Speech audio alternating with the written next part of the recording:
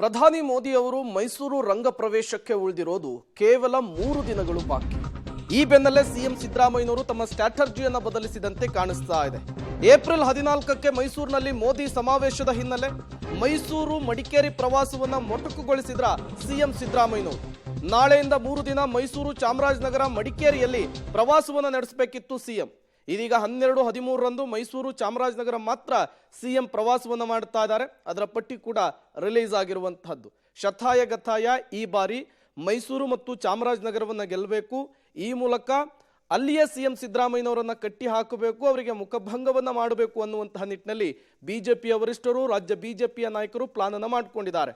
ಹಾಗಾಗಿಯೇ ಮಂಗಳೂರಿನಲ್ಲಿ ನಡೆಯಬೇಕಿದ್ದಂತಹ ಸಮಾವೇಶವನ್ನ ಮೈಸೂರಿಗೆ ಶಿಫ್ಟ್ ಮಾಡಿದ್ದಾರೆ. ಇದರ ನಡುವೆ ಸಿಎಂ ಸಿದ್ದರಾಮಯ್ಯನವರು ತಮ್ಮ ಸ್ಟ್ರಾಟಜಿಯನ್ನು ಬದಲಿಸಿದಂತೆ ಕಾಣಿಸ್ತಾ ಇದೆ. ಮಲೆನಾಡಿನ ಹೆಬ್ಬಾಗಿಲು ಶಿವಮೊಗ್ಗದಲ್ಲಿ ಲೋಕಸಭಾ ಅಖಾಡ ರಂಗೇರ್ತಾ ಇದೆ. ಮತ್ತೊಂದು ಕಡೆ ಮೋದಿ ಫೋಟೋ ವಿಚಾರಕ್ಕೆ ಈಶ್ವರಪ್ಪ ಮತ್ತು ರಾಘವೇಂದ್ರ ಮಧ್ಯೆ ಸಮರವೇ ನಡೀತಾ ಇದೆ. ನನಗೆ ಮೋದಿ ಫೋಟೋ ಬಳಸಬೇಡಿ ಅಂತ ಹೇಳ್ತಾ ಇದ್ದಾರೆ ಬಿಜೆಪಿಯ ನಾಯಕರು. ಮೋದಿ ಫೋಟೋ ಹಾಕಬೇಡಿ ಅನ್ಲಿಕ್ಕೆ ಅವ್ರು ಯಾರು ಅಂತ ಹೇಳಿ ಖಾರವಾಗಿಯೇ ಪ್ರಶ್ನೆ ಮಾಡಿದ್ದಾರೆ. ಅವರು ಮೋದಿ ಫೋಟೋವನ್ನ ಬಿಟ್ಟು ಚುನಾವಣೆ ನಡೆಸಲಿ ನೋಡೋಣ ಸವಾಲನ್ನ ಹಾಕಿದ್ದಾರೆ.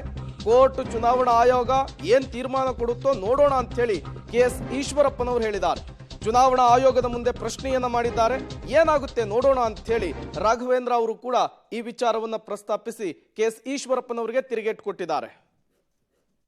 ಒಂದು ಕೆಲಸ ಮಾಡಲಿ, ನನಗೆ ಮೋದಿ ಫೋಟೋ ಬಳಸಬೇಡಿ ಅಂತ ಬಹಳ ಜನ ಹೇಳ್ತಾರೆ. ಯಡಿಯೂರಪ್ಪ ಮಧ್ಯೆ ಇದ್ದು ಫೋಟೋ, ಎಡಗಡೆ ವಿಜೇಂದ್ರ, ಬಲಗಡೆ ರಾಘವೇಂದ್ರ, ಅವರಷ್ಟೇ ಫೋಟೋ ಇಟ್ಕೊಂಡು ಚುನಾವಣೆಗೆ ಹೋಗಲಿ ನೋಡೋಣ. ಅವರು ನರೇಂದ್ರ ಮೋದಿ ಫೋಟೋ ಬಿಟ್ಬಿಟ್ಟು ಚುನಾವಣೆಗೆ ಇಳೀಲಿ ನೋಡೋಣ. ಅವರು KGP ಕಟ್ಕೊಂಡು ಇದನ್ನೆಲ್ಲ ಬಿಟ್ಟು ಇಡೀ ರಾಜ್ಯದಲ್ಲಿ 224 ಸೀಟಲ್ಲಿ 6 ಸೀಟ್ ಗೆದ್ದಿದ್ದು. ಅವ್ರಿಗೆ ತಾಕತ್ತಿದ್ರೆ ನಾನು ಮತ್ತೆ ಹೇಳ್ತೀನಿ, ಸವಾಲು ಹಾಕ್ತೀನಿ. ನನ್ನ ಹೃದಯದಲ್ಲಿ ಇದೆ ಅಂತ ಹೇಳಿದ್ದೀನಿ. ನಾನು ಮೋದಿ ಫೋಟೋ ನನ್ನ ಹೃದಯದಲ್ಲಿದೆ. ಅವರಿಗೆ ನನ್ನನ್ನು ಮೋದಿ ಫೋಟೋ ಹಾಕೋಬೇಡಿ ಅಂತ ಅವ್ರು ಯಾರು ನಂಗೆ ಹೇಳೋದಕ್ಕೆ? ಅವ್ರು ಅಧಿಕಾರ ಕೊಟ್ಟಿದ್ದಾರೆ. ನರೇಂದ್ರ ಮೋದಿ ವಿಶ್ವನಾಯಕ, ಅವ್ರು ನನಗೆ ಮಾದರಿ ಒಬ್ಬ ನಾಯಕರು. ಅವ್ರು ನಾನು ಹಾಕ್ಕೊಂಡು ಹೋಗ್ತೀನಿ. ಕೋರ್ಟ್ ಹೇಳಿ ನೋಡೋಣ, ಕೋರ್ಟ್ ಏನು ಹೇಳುತ್ತೆ ಅಂತ. ಅಲ್ಲ, ಇದು ಅವರು ಇವರು ಅಂತಲ್ಲ, ಇಡೀ ರಾಜ್ಯದಲ್ಲಿ ಈ ರೀತಿಯಂಥ ಪ್ರಕ್ರಿಯೆಗಳು ಏನು ಆಗ್ತಾ ಇದೆ, ಅದು ಒಂದು ನಮ್ಮ ಸಂವಿಧಾನಬದ್ಧ ನಮ್ಮ ಪಕ್ಷದ ಒಂದು ಚೌಕಟ್ಟಲ್ಲಿರುವಂಥ ಒಂದು ಅವಕಾಶ.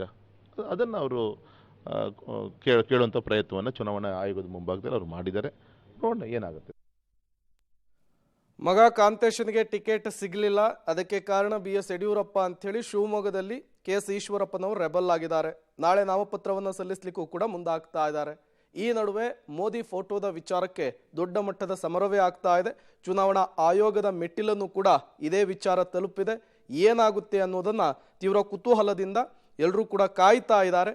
ಒಂದಂತೂ ಸ್ಪಷ್ಟ, ಶಿವಮೊಗ್ಗದಲ್ಲಿ ದಿನದಿಂದ ದಿನಕ್ಕೆ ಇದೇ ವಿಚಾರಕ್ಕೆ ಸಂಬಂಧಪಟ್ಟಂತೆ ಸಾಕಷ್ಟು ಮಿಂಚಿನ ಬೆಳವಣಿಗೆಗಳು ಕೂಡ ಆಗ್ತಾ ಇದೆ.